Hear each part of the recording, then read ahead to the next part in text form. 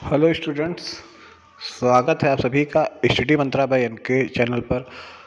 आप लोगों को इस चैनल पर लगातार मिलते रहते हैं एजुकेशनल अपडेट और आईटीआई से संबंधित क्लास से। तो अभी आप लोगों को आईटीआई से संबंधित तथा ट्रिपल सी से संबंधित एक क्लास मिल रही थी जिसपे हम लोग कंप्यूटर के कुछ क्वेश्चन देख रहे थे। तो आज का जो क्वेश्चन है वो ट्रिपल सी एग्ज़ाम से भी संबंधित है तथा आईटीआई में जो आपका आईटी लिटरेसी होती है उससे भी संबंधित है।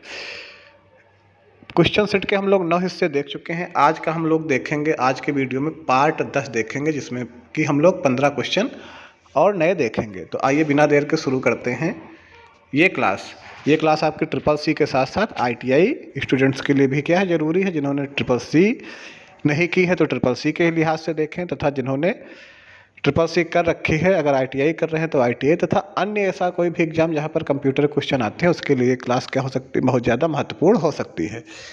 तो बिना देर के शुरू करते हैं आज की क्लास, जिसमें पहला क्वेश्चन आपसे पूछा है कि रैम क्या है।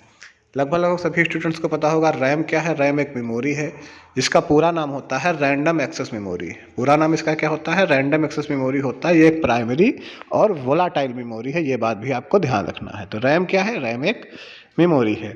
दूसरे क्वेश्चन पूछा है पहला इलेक्ट्रॉनिक कंप्यूटर इनिएक ने बनाया।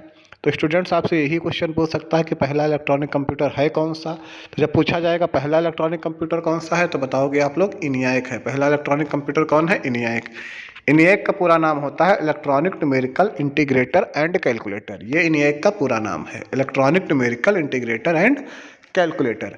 फिर आपसे पूछा जा सकता है कि इसको बनाया किसने, तो इसको आपको बनाया प्रेस्पर्ट एकर्ट तथा जॉन मोचले ने। तो ये बात भी आपको ध्यान रखनी है कि पहला कंप्यूटर इलेक्ट्रॉनिक अगर बात की जाए तो इनिएक है, पहली पीढ़ी का कंप्यूटर है, इसको बनाया था जेपी एकर्ट जॉन मोचले ने। आगे बढ़ते हैं, कहा निम्न में से कौन इनपुट डिवाइस है। तो आप सभी लोग जानते हो कि दिए गए ऑप्शन में से माउस क्या है? एक इनपुट डिवाइस है। माउस के अतिरिक्त आप लोग जानते हो कि कीबोर्ड और जॉयस्टिक ये सब इनपुट डिवाइस में आते हैं, लेकिन माउस भी क्या है? एक इनपुट डिवाइस है, जो कि दिए गए ऑप्शंस में सही है। आगे बढ़ते हैं, आगे कहा है कौन से दो आउटपुट के प्रकार हैं। तो मॉनिटर और प्रिंटर क्या है? इसमें मिसप्रिंट में और नहीं लिखा हुआ है तो थोड़ा मिसप्रिंट हो गया है। तो मॉनिटर और प्रिंटर क्या है? ये दोनों के दोनों आउटपुट के प्रकार है। बाकी कोई भी ऑप्शन यहाँ पर सही नहीं है। मॉनिटर और प्रिंटर आउटपुट के प्रकार हैं। आगे पूछा वास्तविक कंप्यूटर क्या है। तो रियल में जो कंप्यूटर है, वास्तव में जो सभी कार्य करता है वो क्या है? सीपीयू है। तो वास्तविक कंप्यूटर किसको कहते हैं? सीपीयू को कहते हैं। सीपीयू का पूरा नाम क्या होता है? Central processing unit. तो सीपीयू का अगर पूरा नाम पूछा जाए तो कहते हैं सेंट्रल प्रोसेसिंग यूनिट। इसको ब्रेन ऑफ कंप्यूटर भी कहा जाता है। तो सीपीयू ही वास्तविक कंप्यूटर होता है। वीडियो को पूरा देखते हुए अगर वीडियो आपको पसंद आ रहा है तो वीडियो को लाइक करें, तथा अगर चैनल को अभी तक सब्सक्राइब नहीं कर रखा तो चैनल को सब्सक्राइब अवश्य कर लें, क्योंकि अगर आप सब्सक्राइब करेंगे तो आपको आईटीआई से संबंधित जानकारी तथा जो भी वीडियो आएंगे चैनल पर वो वीडियो आपको लगातार मिलते रहेंगे। फिलहाल आगे बढ़ते हैं और देखते हैं कॉपी की शॉर्टकट की क्या है। तो आप सभी लोग जानते होंगे, इसमें देखिए ऑप्शन थोड़ा आगे पीछे हो गए हैं, लेकिन कॉपी की शॉर्टकट की जो होती है वो कंट्रोल+C होती है। कॉपी के लिए हम लोग क्या प्रयोग करते हैं? कंट्रोल+C। तो ये बहुत ही आसान क्वेश्चन था, लगभग लोगों को पता भी होगा। आगे पूछा है कंप्यूटर की कितनी पीढ़ियाँ आ चुकी हैं। तो स्टूडेंट्स कंप्यूटर के अभी तक 5 पीढ़ियाँ आ चुकी हैं। कितनी पीढ़ियाँ आ चुकी हैं? 5। ये हम लोग 5वीं पीढ़ी चल रही है कंप्यूटर की। ठीक है, तो कंप्यूटर के अभी तक 5 पीढ़ियाँ आ चुकी हैं। आगे कहा है एक डिवाइस जो डेटा को इन्फॉर्मेशन में कन्वर्ट करता है। तो डेटा को इन्फॉर्मेशन में प्रोसेसर कन्वर्ट करता है। प्रोसेसर जिसको अन्य भाषा में आप सीपीयू भी कह सकते हो। ठीक है, तो डेटा को इन्फॉर्मेशन में कौन कन्वर्ट करता है? प्रोसेसर। फिर पूछा 2000 रुपये के नोट पर किसकी फ़ोटो है। तो नोट छापने का काम आरबीआई करता है, जिसका पूरा नाम है रिजर्व बैंक ऑफ इंडिया। इसका मुख्यालय मुंबई में है। और जो हमारा सबसे बड़ा भी नोट है 2000 रुपये का, इस पर आपकी मंगलयान की फ़ोटो है। किसकी फ़ोटो है? मंगलयान की फ़ोटो है। तो ये क्वेश्चन भी, चूँकि एक आपका कुछ चैप्टर है डिजिटल फाइनेंशियल सर्विसेज, वहाँ पर ऐसे क्वेश्चन पूछ सकता है। तो 2000 रुपये के नोट पर मंगलयान की फ़ोटो है। और 1 रुपये के नोट को छोड़कर बाकी हर नोट पे जो साइन होता है वो गवर्नर का होता है। जो आरबीआई का गवर्नर होता है उसी के साइन होते हैं हर नोट पर, 1 रुपये के नोट को छोड़कर, क्योंकि 1 रुपये के नोट पर वित्त सचिव के सिग्नेचर होते हैं। आगे बढ़ते हैं, ईमेल में कितने हिस्से होते हैं। तो कोई भी अगर आप ईमेल यूज कर रहे हो, ईमेल का पूरा नाम है इलेक्ट्रॉनिक मेल।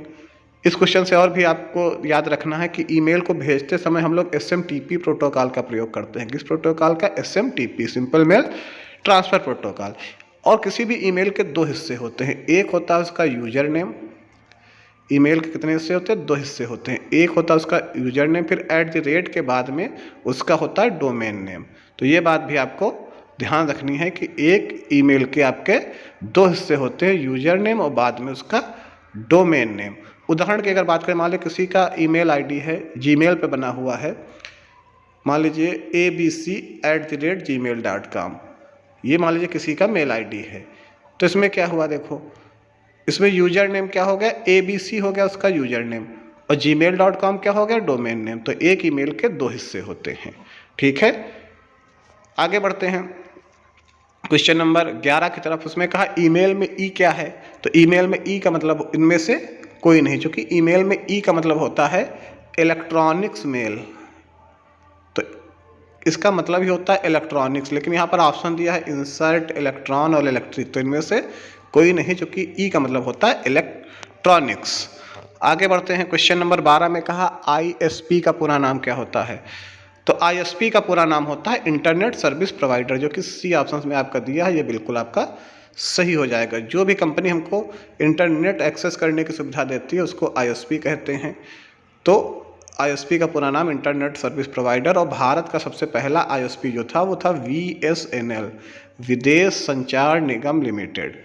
ये बात भी आपको ध्यान रखनी है, CCC के लिए महत्वपूर्ण है। आगे क्वेश्चन नंबर 13 में कहा है ब्रिज, राउटर, स्विच, ये सब क्या हैं? तो ब्रिज, स्विच और राउटर ये सब नेटवर्क डिवाइस हैं। क्या हैं? Network device.